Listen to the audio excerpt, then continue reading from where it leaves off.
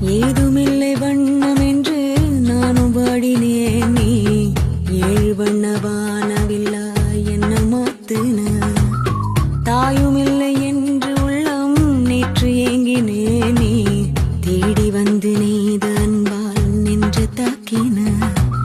கத்தியின்றி ரத்தமின்றி காயப்பட்டவள் உன் கண்கள் செய்த வைத்தியத்தால் நன்மை அடைகிறேன். மிச்சமின்றி மீதமின்றி சேதப்பட்டவள் உன் நிழல் கொடுத்த தைரியத்தால் உண்மை அறிகிறேன். உப்பு கல்லு தண்ணீருக்கு ஏக்கப்பட்டது.